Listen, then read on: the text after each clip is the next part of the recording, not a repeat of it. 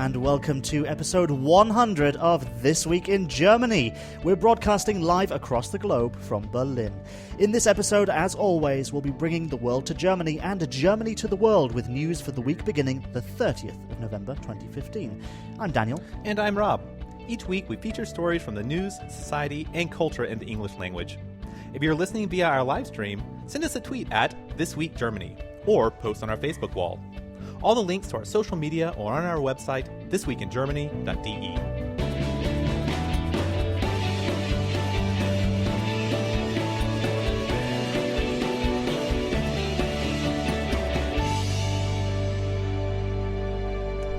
Okay, so let's get started with episode 100. Here with a live studio audience, by the way. Can I hear you? I don't know if I can hear you. I don't know, can you do that louder? We are live, you know, with a live studio audience.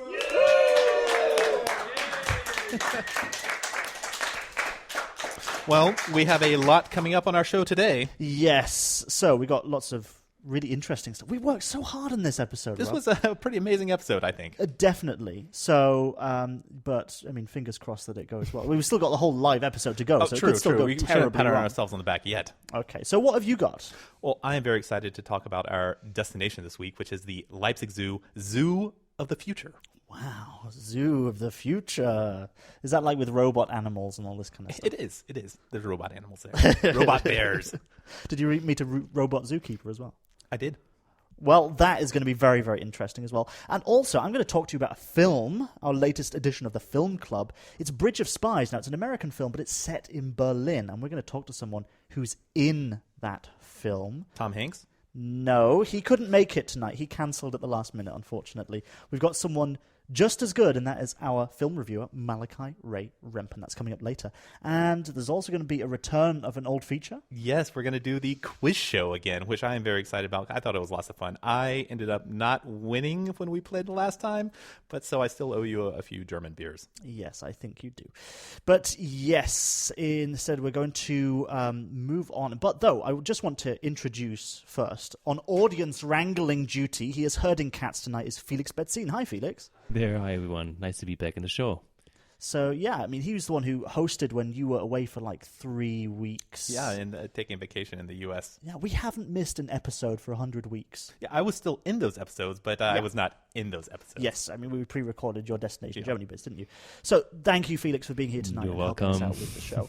And don't let those screaming fans get too close to us, of course. So...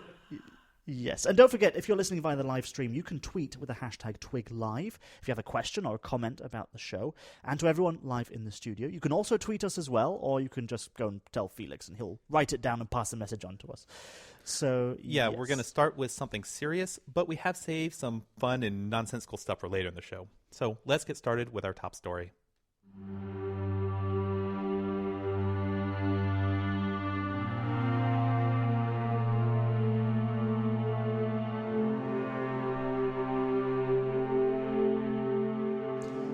There's been a civil war in Syria for over 4 years. During this time, European media reported on the increasing power of the so-called Islamic State. Still, those atrocities were always at a distance. Asylum seekers have long tried to build new lives for themselves in Europe. Traditional migration routes reach across Africa and through parts of the Middle East, ending in countries like Germany, Greece, Spain, Italy, France, and the UK. But as the war in Syria advanced, many more people sought a better life elsewhere. Now the total stands at 4 million refugees from Syria alone. Add to that Afghans, Eritreans and Iraqis looking to escape extremists or oppression by the state. They left to nearby countries and to Europe.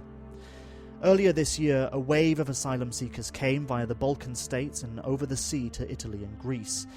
They wanted to reach Europe, and, in most cases, thanks to its open-door policy, Germany.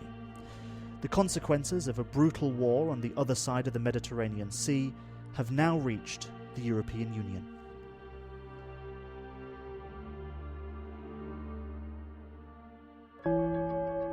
Hier ist das erste deutsche Fernsehen mit der Tagesschau.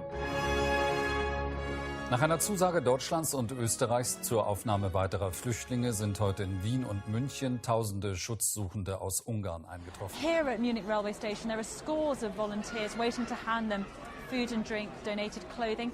But all around me are ordinary members of the German public who have come here, some of them carrying bags of soft toys which they intend to hand to the refugees and their children as they walk past in this special corridor. They've just got off the one train and now they're about to get on another. This one going to Germany. What an amazingly rapid transit this is for them. Some of them have spent months on the road, some even years. And now, in a couple of days, from Hungary to Austria, directly to Germany and a new life.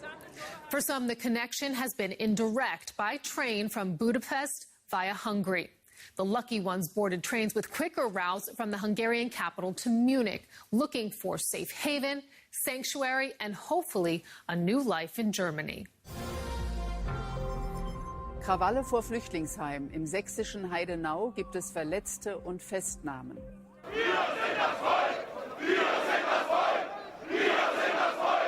Thousands demonstrated in Dresden to protest the soaring number of refugees in Germany. The demonstration was countered by a smaller pro-refugee group. فترة 6 أشهر كنت موقف بسوريا وضليت 3 سنين خارج سوريا وهلا أنا بألمانيا مع 3 أولاد وأمهم. Ich war ein halbes Jahr im Gefängnis, 3 Jahre auf der Flucht und bin nun mit meinen 3 kleinen Kindern und meiner Frau in Deutschland. And here's where we are now. Official estimates put the number of refugees coming to Germany this year alone at over 1 million. Most politicians in Germany want to show that they care. They want to show the country's humanitarian side. After all, Germany faced its own humanitarian crises before. The banishment of Germans from Central and Eastern Europe after the Second World War, and the economic burden when East and West Germany reunited. But good intentions aren't enough. It's up to each state and local authority within Germany to find ways to deal with the influx of refugees, and they're under strain from a chronic lack of funding and resources.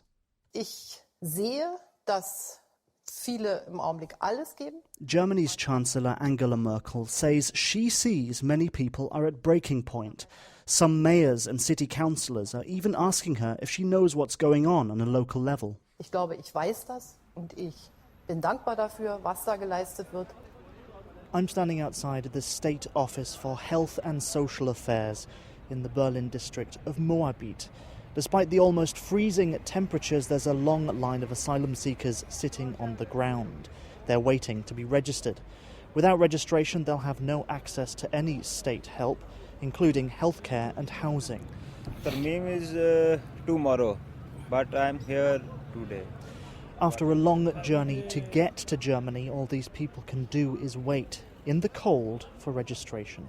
Even after getting an appointment, they have to wait overnight to have a chance of having their case processed. Still then, they could be turned away. So you're waiting now through the night? All night waiting here.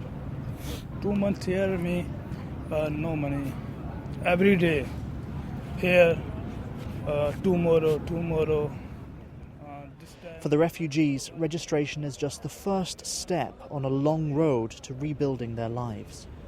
One problem is Lagizo, because I am every day, in 1 month, every day come, and every day more people come. So you've got no money? No money, and every day sleep or the street or the any friend or no place to sleep.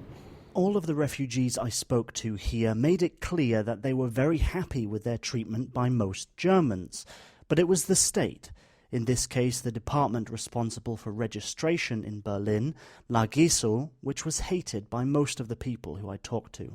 Thank you for everything. German people so nice and always help people, but problem Lagiso. It shows to what extent the authorities are pushed to the limits of their resources.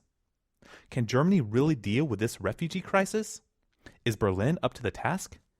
We put this question to Rainer Michael Lehmann. He's the spokesperson on integration for the Social Democratic Party in Berlin. His political party is the majority coalition partner in Berlin's state parliament. Ich finde das nach wie vor ein sehr, sehr großes Ärgernis, weil das ja eine Sache ist. I find it frustrating because it's not as if this situation appeared overnight. It's hard to comprehend the kind of measures that are being taken because they're human beings. That people are being sheltered quickly and then have to go back and forth to places like the State Office for Health and Social Affairs. The responsible senator recently told me that some families won't leave their place in line. The families are worried about being pushed back further and further, and that when their number is called, they won't be there. So it's an organisational problem. What I can't understand is, despite the staff shortages here, there's been no possibility to avoid asylum seekers camping outside. That's just not acceptable. Hier immer noch keine Möglichkeiten geschaffen worden sind, dass nicht Menschen draußen kampieren müssen. Das geht so eben überhaupt nicht. The local authorities are begging for more money and resources on a state level. The states are looking to the national government for help. And they, in turn, are looking towards cooperation at a European level. So, who's going to pick up the slack? Back outside the registration office, I met Fadi. He's Syrian, but not a refugee. He, along with friends and relatives, have set up a private initiative to help the asylum seekers waiting outside in the cold. So today we had a lot of clothing. The whole van was full of clothing, and we just were standing here offering the clothing for the people, for the refugees, and after we finished we started serving the food. There are refugees who have already got their refugee status, and this means that they get their residence or they get their monthly payment, which covers a little bit some of their expenses and the rent of their house. And there are the people who came to Germany and they're still waiting. So these people don't have any shelter and don't have any money because they are still waiting to get the official papers. And I think the third category is the category that is waiting for the second category. So this third is even worse. They are not even standing. They have to wait more. So I think these people, they are not registered officially by the German government or the Berlin government, so they don't get money. This is a humanitarian problem, which also means it's a political problem. As an opposition party in the Berlin state government, the Green Party has been critical of the reaction to the migration crisis. Here's Canan Byram, the integration spokesperson for the Greens. Ja, es ist schon offensichtlich, dass der Staat dort nicht funktioniert. Yes, it's obvious that the state just isn't working. The state isn't fulfilling its legal duty. What's worse is that people are suffering the consequences because the government isn't managing to register everyone, which is needed to provide asylum seekers with basic provisions. Geflüchteten zu gewährleisten und das Minimum, was der Staat leistet. The minimum that the state should be able to afford is to pay people some pocket money to offer them health care. Das nicht gelingt und gerade vor der Registrierungsstelle in der Turmstraße At the registration office in Berlin, volunteers are offering food and sometimes even serving refugees other basic needs. It's shameful for the city of Berlin. This has been going on for months, so you get the impression this won't be resolved anytime soon. Dass man den Eindruck hat, es wird auch zeitnah keine Lösung geben.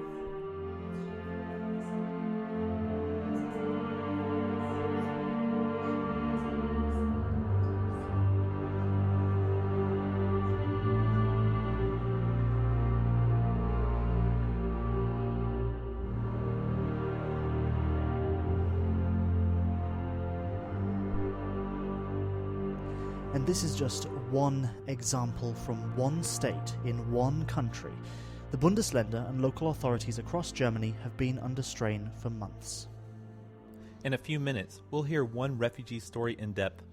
He tells us about his journey to Europe by boat, his horrific experiences inside the German processing centers, and his prospects for the future. But joining us now in the studio is Ben Knight. He's written about the topic of refugees for The Guardian, DW, and the magazine Ex-Berliner. So Ben, thanks for joining us. In the report that we just heard, there were politicians from both sides. We had the SPD and the Green Party. Both sides are lamenting the slow registration process. So who is to blame for this bottleneck, and what's being done about it? Well, it's hard to look past the federal government because, as you heard, as the Social Democratic Party man there in the report said, there's massive shortages in local authorities, and it's been going on for years. The thing is, this isn't really a new problem. The fact that all these refugees are coming now are making the problem bigger and bigger, because we've already had like a massive housing shortage in Berlin for ages before that. Everyone was talking about we need new social housing. It's all gentrification. There's not enough affordable housing for people. Students are being forced out. The immigrant communities are being forced out. Locals are being forced out. And then all these refugees arrive, and then suddenly it's an emergency. And suddenly, when we had Mario Chaya, the interior senator of Berlin, all of a sudden he says, we're going to build flats to house 30,000 new people because we need new people. Goes, hello, yeah, we've been needing that for a long time. So I think in the long run, I mean, obviously we see this sort of refugee crisis as a sort of crisis now, and the word crisis sounds really awful and terrible. But in the long run, I think it can only be good for Germany, because it's forcing the government to actually try and do something to help poor people. What is Germany doing to help the individual states? Has there been any pragmatic support for them? Yeah, well, they are giving more money now. Yeah, there's more resources going into this. Now they're talking about per refugee, it's going to be like 670 euros or something. If you take in a refugee, the state government gets 670 euros per refugee for that. So it's and that's what makes this number, this million people coming in registration. That's why it's an important figure, because that's what they base the budgets on for all the local authorities. So there is this sort of increase in resources, but it isn't just about money. I mean, we need to think about investing in teachers. All these people are going to need to speak German at some point. But that, not necessarily the state has to do that. I mean, it's a huge opportunity, really. I mean, there's any businessman now, he could do like a great German language school, and they clean up. I mean, people are already cleaning up. It's a huge business opportunity in any case to have lots of refugees in your country. I live in Neukölln. And someone told me that if you have a 2-bedroom flat or 3-bedroom flat, and you go to the local office, and you can say, I've got a 2-bedroom flat, I can house a couple of refugees, they'll say to you, this is what happened. He said, well, how many beds have you got in the flat? And he said, well, it was empty, so he didn't say. He said, I'm not sure. He says, well, you can get 10 beds in there, can't you? And he went, yeah, sure, yeah.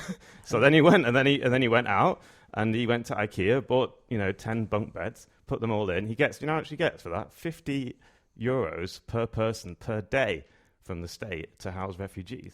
Then people are making a fortune. And that comes not long after Neukölln tried to crack down on there being empty rooms there, because they're saying it was having problems for the housing market. Now they're desperate for empty rooms. We've seen attacks on refugee shelters and a consolidation of anti-immigration demonstrations, so Pegida being the most notable example, one which we've reported on in the past. And a lot of people might say, somewhere like Berlin, it's already diverse, multicultural, so people here are going to be much more accepting towards immigrants. But we've seen attacks on immigrants. Does this in any way reflect what, let's say, Germans outside of these places where they're used to diversity, what they really think of immigration? That is the biggest problem that this refugee so-called crisis is causing, is that it's causing this sort of rise in xenophobia. And but that is, if you ask me, that is just a symptom of the lack of resources in the local government. I mean, that's what happens. They have to institute these camps and concentrate people into certain areas, and then those become like targets for right-wing violence. But no, I wouldn't say most Germans are, no, not at all. I wouldn't say most Germans are against refugees or anything like that, or xenophobic. It exacerbates the problem that's already there, that you have these sort of far-right nationalist sentiments and people around, and then, if you suddenly concentrate a lot of refugees in one place, then it's going to make it worse. The scary thing is that it's not just the people who previously just be called neo-Nazis, it's creeping into this middle ground, so that with Pegida, particularly, they try again and again, often unsuccessfully, to say that they're not Nazis, they're not racists, they're just trying to stand up for their local areas. Yeah, they're trying to defend the country from terrorism. This kind of thing. To do that, they're firebombing houses, so they're committing acts of terrorism in order to prevent other terrorists coming in. I mean, it's ridiculous people. Angela Merkel and also the Interior Minister Thomas de Maizière have both criticized the lack of European cooperation. Have we seen any change there? No. It is really difficult because no country wants to take in refugees, and now Merkel set up this ultimatum. He said, either you take a quota of refugees or we're going to close the borders. And Poland has been one of the big countries that has obviously benefited the most from the Schengen area and from being. We've had a lot of Polish immigrants that have gone all over Europe. So it's a bit strange for the Polish government to be like, we don't want those refugees, but please take our immigrants. I mean, it's like a drawbridge mentality. Everyone who wants their in, everyone wants to pull the drawbridge up behind them. But we're in a waiting game at the moment, because once Europe gets its stuff together, let's put it that way, then we could see the refugees spread out across Europe. Then the countries will be more capable of supporting them, pass on these kinds of the monetary support to the local authorities, and then the people will end up being taken better care of. Is that sensible? The problem is that all European governments have sort of slowly been chipping away at their sort of social care and their social housing policies for ages. And now we've suddenly got a few more people in the country. Even if it is 1 million people this year, and maybe like about 500,000 have registered so far, so we don't even know if it's 1 million. But it is a lot of people. But we're in a city right now which before the Second World War had a population of 4.5 million, something like that. And now it has a population of 3.5 million. The infrastructure is there in Germany and it's in Europe. It's just a matter of getting these people into the job market and into society and hoping that they don't get... What you're saying is it's completely within the realm of the capability of Europe to take care of the amount of refugees that have come. Yeah, we just have to invest more in education and social housing, which everyone's been saying we should be doing anyway. It's just redistribution. Okay. Freelance journalist Ben Knight, thank you very much for your analysis on that.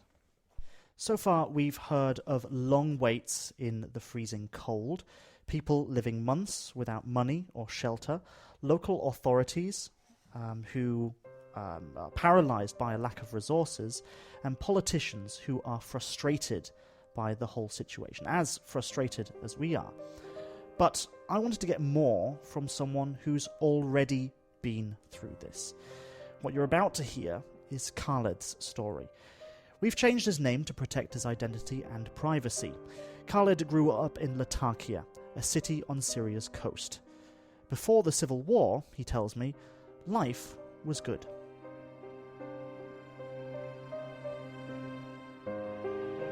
Okay, I grew up in my city, Latakia city. So I worked with my family, so they have 2 fashion stores, one for kids and the other for women, and we opened a new one for men. So that's I was the owner of this show. Before the war, I never think that I will live in Europe, so maybe this is for traveling or something like that. So even I have a lot of problems, but you still have your friends, your family around you, and still your hometown, so you know everything in your city. But the war that it's really worse, so we saw a lot of people dying in front of you and blood everywhere, and a lot of people still in the prison. So while Latakia was not under immediate threat of an Islamic State invasion, the police would crush protests criticising the government for not sending food and resources to the people being attacked in the south. Protesters were shot at and imprisoned. Leaving the country was always going to be a last resort, but when Khaled was eventually called up to military service, he felt he had no other choice. All men in Syria, they have to go to the army, to the military service. So I decided to not go because I don't want to fight against my people, against the human. This is the reason. I don't want to kill anyone. Okay, I just being in the prison for 15 days with me and my sister. And we pay a lot of money for my sister because all the girls in the jail and get raped by the police. And it's so hard things. Not only rape, I mean, just like stay in very small room. Mm-hmm. And that's like only bread a day and water because they don't want you to die. They want to hurt you more. After spending time in prison, he decided to flee the country. He found it impossible to make a life for himself south of the border in Lebanon, so he set his sights on Europe. He chose to make a risky crossing by boat from Egypt to Italy. Well, I found a lot of boat. So I found first man, and then I pay him like almost around $8,000. And they have to change the boat when you go from Egypt, and there is the border in the sea, So you have to change from this boat to the other boat. So the first boat, it was really small boat, but the other one, it was really big. And if they ask you for more money, so you have to give. If you don't give, they will throw you in the sea. And then if that's much people in the boat, so they will select one guy or one woman or very old or someone sick, they will throw them in the sea. If there's too many people, they'll throw them into the sea. Exactly. And then before the Italy border, they will lift you. So call the Red Cross, they will help you, or call 112, and then we don't have phone. We have to buy the Thuraya phone in the boat, which is like $3,000 just for one call. We wait the Red Cross around 4 hours, so almost the boat... The boat almost sank. Exactly. So almost, so they save us. Many asylum seekers making the crossing by sea aren't as lucky as Khaled. Thousands have drowned making the journey from Egypt and Libya to European shores. After arriving in Catania, a port city in Sicily, he managed to avoid being held by the authorities. He made it to Milan, but was tricked out of €1,000 by a man who had promised to drive him to Germany. Khaled then resolved to take the risk of travelling publicly. It was only thanks to a train conductor turning a blind eye to his lack of visa that Khaled was able to arrive in Munich. I saw in the train, scream, that's Munich, stuff like that. And then I said, well, I don't know what I have to do. I just like homeless guy in the street. I don't eat that much. It's just croissant, my face is very yellow because I'm so tired. I'm always with my newspaper, so I hide my face because I don't want the police to catch me. But, the control in Germany is really strong. It's a lot of police in the train station, stuff like that. So I stay in the Munich Hauptbahnhof. I don't sleep. I stay on the bench. Till I find someone who speak Arabic with me. And he said, go to Berlin. Munich is not really easy for asylum. So go to Berlin, maybe there is a lot of Arabian help you there or something like that. I don't mind if Arabian or the other Arabian, I just need help as a human. After registering at the Lageso State Office in Berlin, he was sent to a reception centre in Brandenburg. It was here that Khaled experienced the darkest moment of his journey. It was the home for asylum people, for refugees, So you have to give them your paper from Berlin, that you are a new refugee here, and then they will give you your towel and your things to leave, and you have to sleep in one room. It's full of people. How many people are in a room? It's like 20. 20, and smelly and stuff like that. They say it's just for only one day. So tomorrow we have to give you the new room, which is with 3% or 2%. Okay, I stayed with 2% in this room, and it was horrible room. Why? I mean, disgusting. I mean, so dirty. So I don't care about that. I just want to sleep. I stay like 1 week, and then I got so tired. I didn't eat till 12 days. You didn't eat for 12 days? Why? I refused to. I don't want to live again. I think it's end of the world. Even I come to Germany, and so it's nothing changed between my country and here. So I have to leave. I have to just don't eat and die slowly. So what did you do to make that happen? Well, I hurt myself. You cut your wrist, didn't you? Yeah. What happened when you cut your wrist? They pick up me to the hospital, and they care about me. That's 15 days. But they ask me a lot, why you did that. So it's make me more tired. So I want to talk with anyone. I just said, leave me alone. I want to die alone. It's not your problem. It's my problem. Khaled explains that his suicide attempt was because of his treatment at the reception centre. After his long trip, he felt hopeless.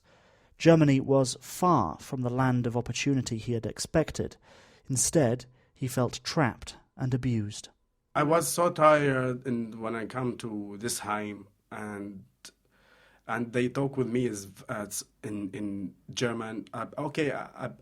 I understand that they cannot speak the other language, maybe the security, especially the security there. But I'm talking in a nice way. Okay, you don't have to throw the food in front of my face or punch me like this. That security punched me like this. I told him, I don't. Okay, thank you so much. Just give me the pillow. I'm fine. You don't need to throw it on my face. Just give it me by your hand. It's okay. I can accept that. So whatever this, if you don't want me to give me food, I don't want your food. Okay? He said just 2 words in English, fuck you. He told me fuck you, and he told me that this is Germany. After leaving that refugee shelter, he was moved to a processing centre a few kilometres away in Althuttendorf, where he received an identity card. After moving back to Berlin, he was homeless. He stayed with friends and in hostels as he tried to find a place to settle. After all, he needed a permanent address to sign up with the job centre.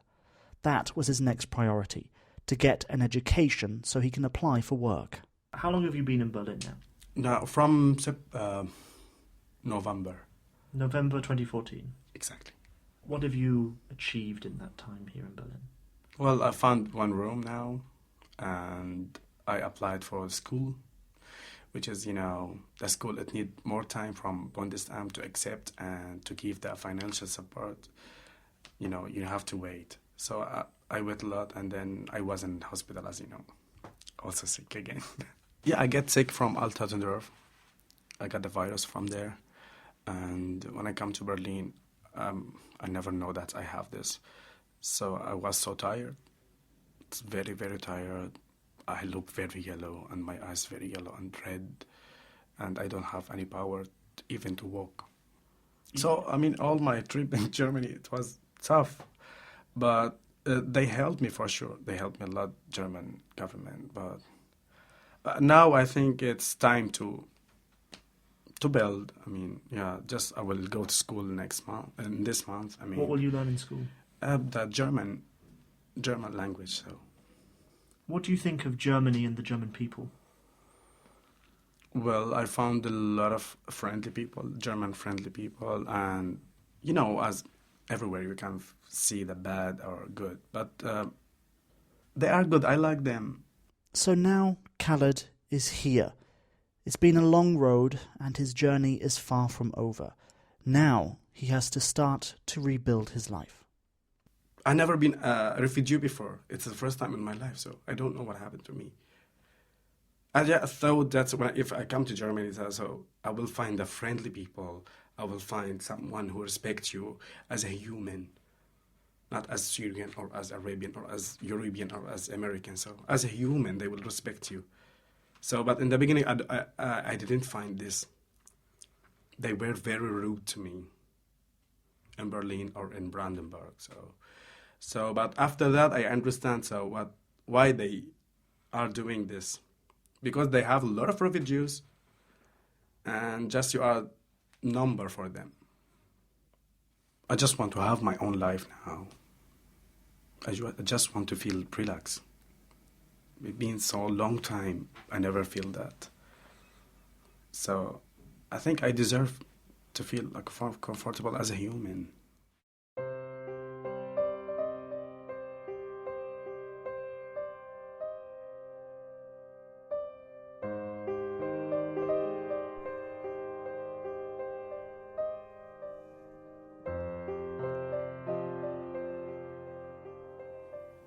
If you had one message to say to the German people about refugees in Germany, what would you say? I will say, please respect them, because they don't have other choice, because they have war in their country. It's not all of them they are bad. For sure, some of them they are really bad.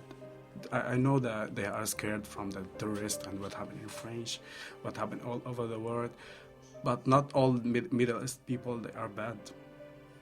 Yeah, just please be nice with them, because they get hurt a lot in their lives. So.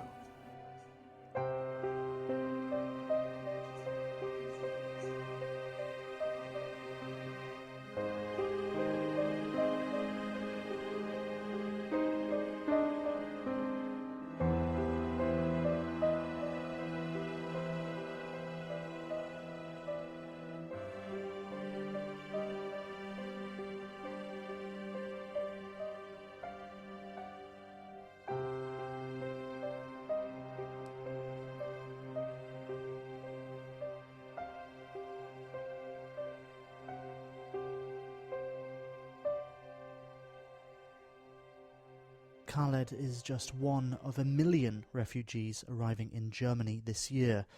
If you want more information and to listen to our interviews with the SPD and Green Party politicians from earlier in the programme in full, you can head to our website thisweekingermany.de later this week. All of the uploads will be on there in the post for this programme. But now it's time to get a roundup of more of the news from this week.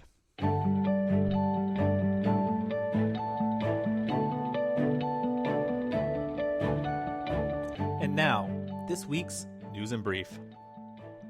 German Chancellor Angela Merkel has met with the French President François Hollande in Paris to remember the victims of the 13th of November terrorist attacks in the country's capital. At the press conference, Merkel said that Germany would act swiftly and fight against terrorism and the Islamic State.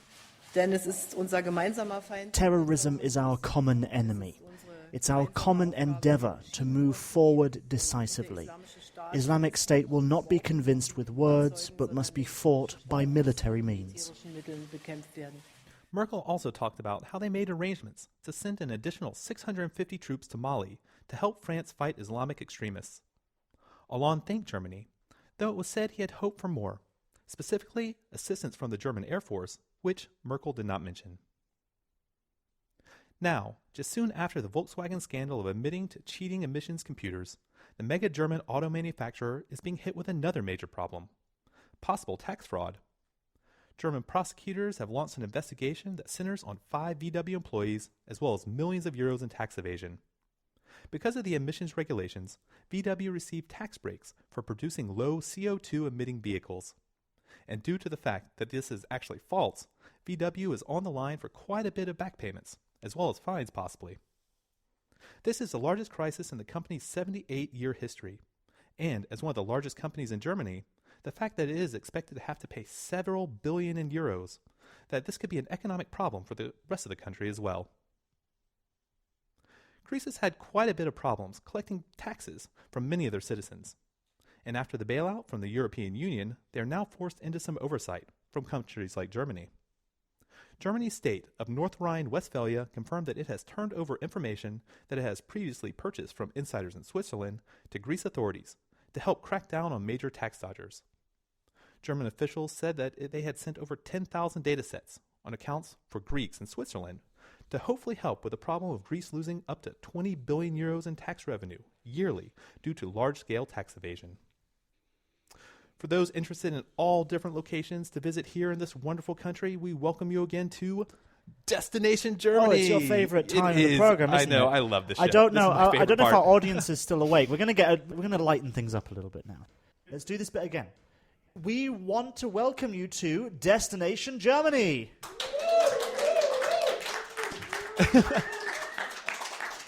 That's a bit more like it. See, that's why we have a live audience. I feel good now. People appreciate it. Okay.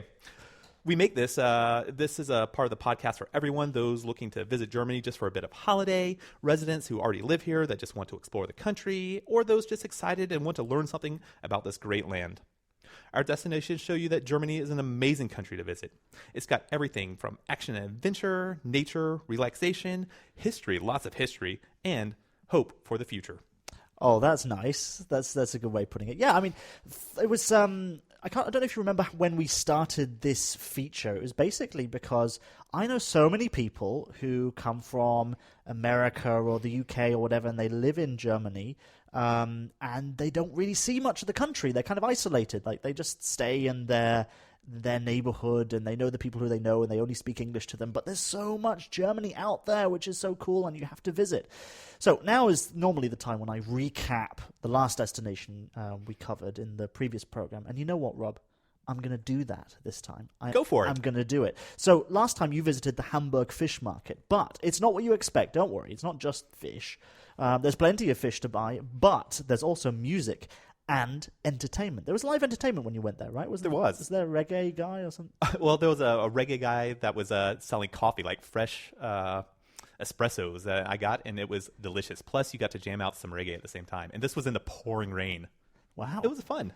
Cool. And what is that, like 7 a.m. in the morning or something? Yeah, in the wintertime, it's only... So the fish market, it's famous for only being early in the morning. During the more warm months, then it's from like 5 to 9:30 in the morning. But in the wintertime, It's only for 2.5 hours from 7 a.m. till 9:30 a.m. And yet it's so popular, even in the pouring Thousands rain. of people in the pouring rain. Yes, cold pouring rain, thousands of people. It's pretty amazing. So if you wanted to listen to that episode or check out the photos of every destination, we've got an archive going back 100 episodes, head to our website, thisweekingermany.de. Well, wait, it's 99 episodes. This is the 100th episode. This is big number 100. So, Rob, what special treat do you have in store for us for our centenary episode? Okay, everyone, pack your binoculars, put on your camouflage, because we're going on safari! Okay, I don't see anyone in the audience dancing to this, but I like it. I'm dancing.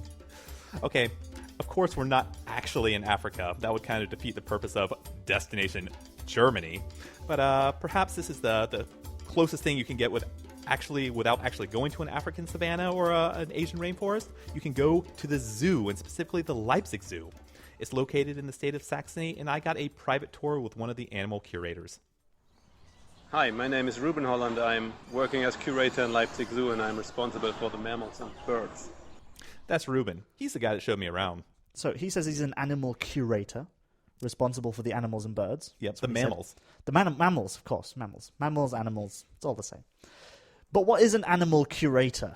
Okay, it's like a zookeeper, except that instead of just cleaning up like zebra poop, it's got a lot more to do with research projects and, of course, paperwork. No job in Germany is complete without paperwork. I know that. I know. Certainly. I'm sure we've all experienced that. So why Leipzig Zoo? There are about 1 million zoos in Germany, so why Leipzig in particular? Well, I think it's genuinely special. It's one of the most biodiverse zoos in Europe. It has over 850 species. That plus the theme park style, it's lots of different zones is what makes it so popular, and almost 2 million people go there every year. And this is a really old zoo, but it's not stuck in the past. The fact that the Leipzig Zoo actually describes itself now as the zoo of the future. I heard a theme for the Leipzig Zoo called Zoo of the Future. Yeah, of course, Zoo of the Future. For us, we want to be the first in animal keep. You can go to a museum to see species in small cages or something like that. And here in Leipzig Zoo, you need some time to see all the animals, because they always have some hiding places where they can hide, and you can't see them all the time. And that's sometimes difficult for the people, but I think it's really important for the animals. So the Zoo of the Future is kind of like bringing technology but mixed with nature, so it's more of a natural way you can present all the animals? Yeah, I think natural presenting of animals is our biggest aim, to let the people know what's happening with the animals in the wild. Wow, and I love the name of that project, the Zoo of the Future. Sounds good. Like I said earlier, it sounds like it's going to be something really technological. But there are no robots, unfortunately. There are no robots. Yeah. But yeah, a lot of people criticize zoos for being inhumane. You know, we're talking about animals in small cages and this kind of thing. But it sounds like Leipzig Zoo, they're taking the idea seriously of emulating a natural habitat. So for the public and the animals, it feels less like a caged exhibit and more like you are kind of going on safari. Yeah, it's great for the animals, and it's also great for the people. It is a lot of work, and the zoo has almost 10,000 animals. But tell me, which would you really rather see? A bored, sad tiger in a cage, or a tiger that is prowling about, or maybe just lounging in the sun somewhere close to its natural habitat, while, of course, still feeling safe? Ruben talked a little bit about this as well. Normally, you can't see any fences in our zoo. So you normally see the animals free-ranging through their outer enclosure, and you cannot see any fence. And that's normally really cool, because you think the animals are in their real habitat. So what does this Zoo of the Future look like? It's still a work in progress, but they're getting close to having their whole zoo modernized with this method to better show the animals in their natural habitat, and that's without the fences whenever possible. The key is the global habitats, all the different global habitats all in one place. And you can get to know the savanna and then a rainforest and then move over to the monkeys and then walk over to an aquarium, take a look at all the cool fish, birds, the beautiful feathers they have, musical songs. You can hear lions roar and you can hear elephants trumpeting. Okay, all right, Rob, calm down. There are a lot of habitats, basically. Yeah, there's the savanna, there's the aquarium, there's Pongoland, that's where all the monkeys are, and then there's my favorite is Gondwanaland. I think I said that Yes, you correctly. did. Okay, great. It's the rainforest, and it's probably, I think, the best part of the whole place. So now that's the entrance to Gondwanaland. 35 meters high. More than 500 different species of plants with more than 21,000 individuals of plants. And I think that's really impressive.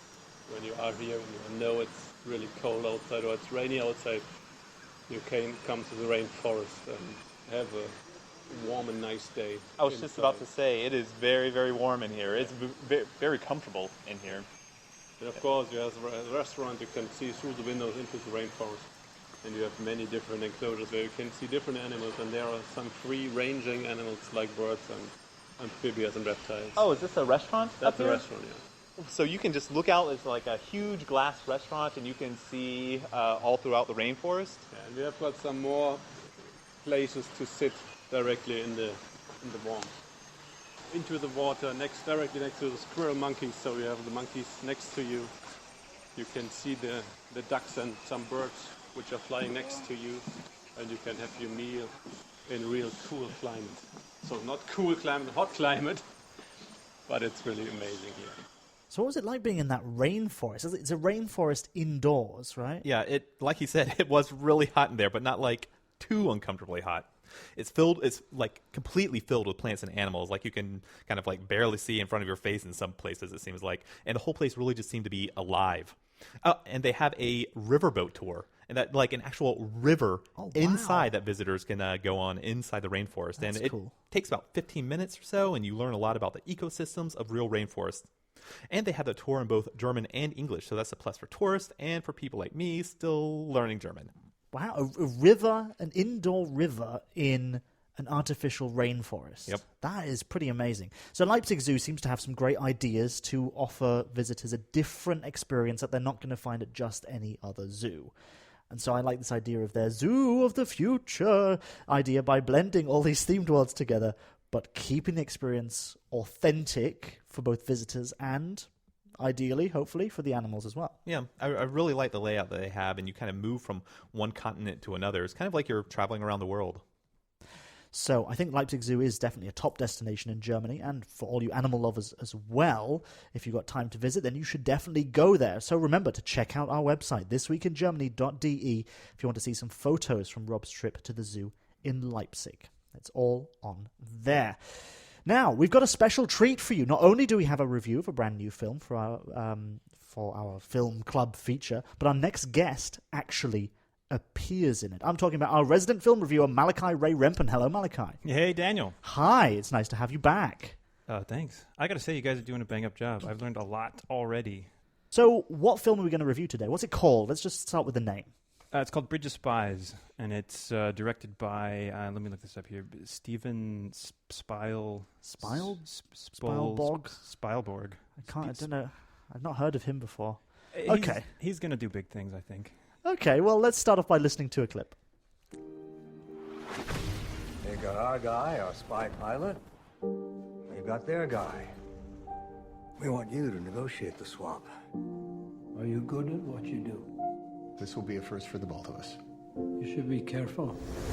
Do you know how people will look at us? The family of a man trying to free a traitor? Every person matters. Why aren't we hanging him? He's a spy! We need to know what the Russian is telling you. We're not having this conversation. Don't go Boy Scout on me. We don't have a rule book here. Don't tell me there's no rule book. We call it the Constitution. Where do they want this negotiation? East Berlin. People in my country consider this an act of war. The next mistake our government's make. Yeah, we have a rule book. It's called the Constitution. I thought that said a lot about the film, really. So yeah, it's directed by this guy called Stefan Spielborg and stars Tim Hanks. That's right. No, so it's Tom Hanks, starring Tom Hanks, and it's directed by Steven Spielberg. Yeah. One interesting fact is that you were in the film. Briefly, yes, I was. Even though I'm technically I am in the credits, I don't have any lines. I'm just in the I play one of the pilots that gets called upon by the CIA to make a part of this CIA pilots program. They're going to fly these spy planes over Russia and take photographs with these highly high-tech cameras. And I'm one of these pilots that just sits there and listens to the CIA guy tell them, "You can't tell anybody what I'm about to tell you," and that sort of thing. So I just have this sort of astonished look on my face the whole time. And yeah, I mean, you were very astonished. It was really interesting to see you be astonished. It was a lot of training involved, but luckily I had a good director by the name of Steven Spielberg. Yeah, that's very good. Yeah, so I mean, you're not an actor, but you are a filmmaker. So Yeah, what was it like seeing Steven Spielberg do his thing? Oh man, it was so good. That's why I did this. They were looking for people who were in Germany because they filmed, even though it takes place in Georgia, they built this motel room at the Funkhaus, which is this building out in Friedrichshain here in Berlin. And they were looking for people who could speak American English on the off chance that they needed me to say something. In fact, they kind of had us do a little bit of banter because we were like playing cards with the other pilots. And but it was just, I mean, it was the perfect like fly on the wall experience to be able to sit in a chair. Most of the scene, I'm just sitting in this chair and just watching sort of Spielberg and his cinematographer, amazing cinematographer Janusz Kaminski, and all of his crew, and sort of how he comes in and comes up with the shots and how they go through everything. And it was so fast, and he works so quickly and just sort of off the top of his head, but he knows exactly what he's doing, obviously. But it was a really great experience as a filmmaker myself to just to watch someone like that. I mean, usually if you have a guest, you know, if you get to walk on a set and just spend the day because you know you have a connection, you can go in. You usually don't get to be anywhere near where they're actually filming. So I got to be like right in center stage, just sort of watch everything happening going around. That was great. We're going to review the film now. Maybe you'll be biased. I don't know. What did you think of the film? I really enjoyed it. I thought it was a solid effort by our man Stevie. I think he's on this sort of historical drama trip. His previous film was Lincoln, and I think he's just kind of in that mode right now. And he certainly did a serviceable job. I don't think it was... Serviceable? Yeah, it doesn't sound like it was great. What is great, Daniel? Well, let's just say you might not be working with him anytime soon. But yeah, I mean, I thought it was good. I mean, it was entertaining. When I was sitting there in the cinema, I didn't feel the time drag. No, it's well done. I mean, it's a well-crafted film. For the acting, the writing, it's written by the Coen brothers, who's some of my favorite filmmakers, and they wrote the script. And I mean, his directing is spot on for the most part. I have this thing about Spielberg that he kind of has a hard time ending his films succinctly. I think the film could have ended probably 15, 20 minutes before it did. But, you know, it's such a solid effort. And just the fact that these films get made at all anymore is a testament to his ability to make these things happen, which is great. Okay, so of course we are reviewing this on This Week in Germany because it was not only filmed in Berlin, but it's also set in Berlin as well. That's right. The second half of the film takes place in Berlin. In fact, the big title card comes up, Berlin, and then it takes place mostly in East Germany. It kind of jumps back and forth. But it's cool to see. I think it's worth seeing, if for no other reason than just to see sort of, they have these scenes of them building the wall and putting the bricks up and people trying to escape out the windows. I mean, you hear about this a lot as somebody who lives in Berlin. You see the pictures, you know, on Bernaustrasse of the people escaping, and it's nice to see that dramatized in the film. Yeah, and you hear a lot of places that you walk through these days, and now it's just fine. You just walk through. You just walk to Unter den Linden or whatever, and you're there. But of course, in the film, it's a big deal. Him going over the border and feeling very vulnerable when he goes over the border as well. It's not giving anything away, but he feels extremely kind of left alone in this foreign place where he doesn't speak the language, and it's very, very cold and grey. No, but I think it's a good point that as a Berliner, it's interesting to have, you know, to see these places that you recognize and remember that even though they have this line that goes through the street reminding you where the wall used to be, remember that what it used to look like. It used to be a war zone, essentially.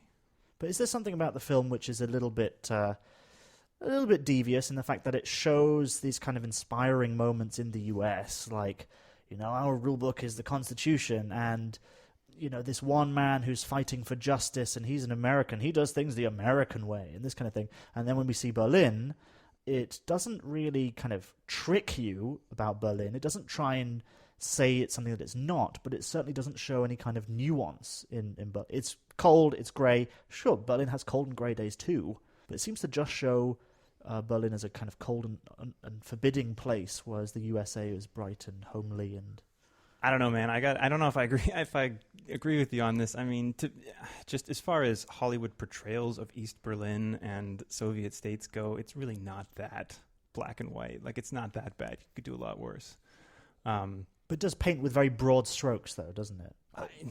I mean, GoldenEye is a lot broader strokes than Yeah, that. sure. You know, it's like as far as like an American perspective on a story that was an international story in the 50s and 60s, I think it's a pretty well done. Okay. Personally, but I understand your feeling about that. You being an anti-American that you are. Sure, and pro-Berlin, and yeah, definitely. No, I mean it's.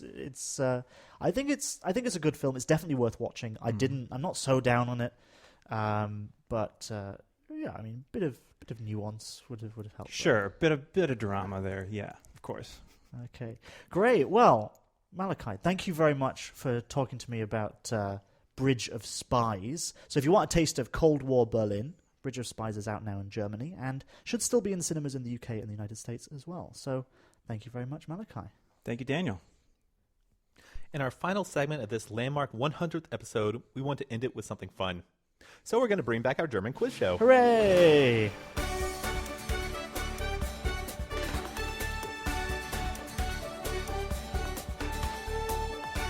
So, long-time listeners will remember this feature from about a year ago. Yes, This Week in Germany is almost 2 years old. I don't know if you can believe that. I certainly don't. Yeah, end of December. It'll be 2 years old. Yeah. So, yeah, one lucky member from the audience is going to be participating to win a fabulous prize that he or she can answer at least 2 of 3 questions correctly. So, Daniel, who is our contestant going to be? Well, I'm going to hand you over to Felix, who is our audience wrangler for today. Hello, Felix. Hi there, I'm back, and I had a pretty tough job keeping the fans off your recording table here. Oh, yeah, so, you beat them back with a stick. Get off our table. Oh, they just won't stop. I used the microphone for that. Just beat them with the microphone. That's very good. All right. So you found a contestant for us. Oh, yeah, I was looking around, and I think there's one pretty willing contestant here for those questions that are about to come up. So why don't you just introduce yourself real quick? Hi, my name is Wouter. I'm from Amsterdam. I live in Berlin for the last 2.5 years. Yeah, that's me. And I heard you also a podcast. Is that right? Yes, that's right. I make a podcast on the city of Berlin, what I'm doing here, and on several historic sites. It's named Walrus and the Bear. Definitely go check it out. Okay, thanks for the recommendation. That's good for our audience as well. People are interested in Berlin. Perfect. So, if you answer, we've got 3 questions for you, and if you answer a question correctly, you'll hear this noise. But if you answer incorrectly, you will hear this sound.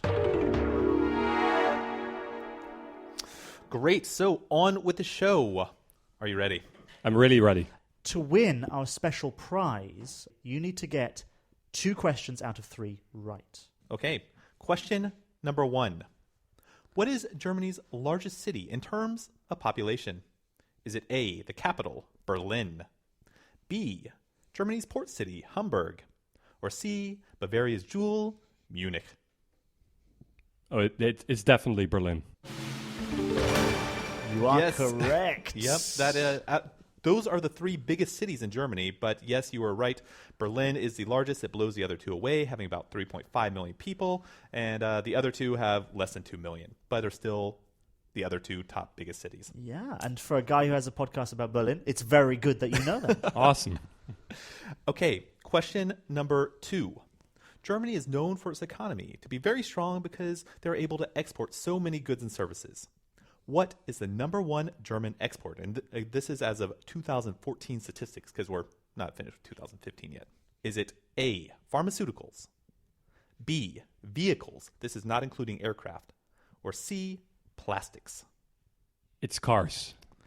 Yes. Correct. Yes. Yep, that is 2 for 2 now, and all 3 of those are in the top 6 of Germany's top exports. But cars or vehicles is ranked number 1 with 17.2% of total revenue from exports. So you have already won, but let's see if you can make it 3 for 3. Yes, this will be bonus for you. So this one has no multiple choice, so get ready. How many countries does Germany share a border with? And there's a bonus high 5 if you can name them all. Wow. I would say 20. I'm going to go for 7. 7. I have no idea. 7. Okay. That is not correct, unfortunately. It is 9. 9 countries. So it's Denmark, Poland, Czech Republic, Austria, Switzerland, France, Belgium, Luxembourg, and the Netherlands. The Netherlands I knew. So you did get 2 out of the 3 questions right, so you will win. Come over here. Come get your prize. Yeah. Bring the microphone with you. Come and get your prize. Yes, a I Love Berlin cup, a mug. Yes, it's a mug. Congratulations. Thank you so much. So, Wouter, thank you very much for joining in our little game. Yep, it was great to have you on the show, Wouter. Yes. Yeah? Okay, yes. You can call him Walrus. That's very nice. Yeah. So yeah, that brings us to the end of episode 100. And don't forget, if you want to listen to this episode again or any of our past episodes, you can go to our website, thisweekingermany.de. And before we go, we have an announcement to make. After almost 2 years of weekly podcast, This Week in Germany will now be releasing its podcast monthly. Yes, that's right. So we'll still be updating our website every week with a new audio feature. So with the podcast at the end of the month, we'll be wrapping up all our content from every single week. So that means that we'll have more time to make each segment in the program. So in the end, the podcast will be bigger and better than ever before. Can you believe it? 100 episodes, Rob. Okay, now it's kind of the end of the show, so I'm going to pat myself on the back. Oh, yes. Yeah, I'm going to give you a pat on the back as well. Oh, thank you. So, yeah. So, I have to say thanks to everyone who's helped. So, Jonas Schoenfelder and Linda Rottler for additional reporting on our top story. Thank you also to Ben Knight and Malachi Ray Rempen, our guests on today's show.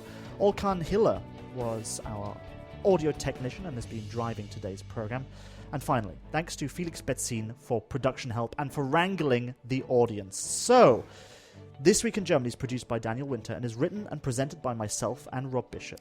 Thank you, everyone, for listening. We'll be back at the end of this year with the next episode of This Week in Germany.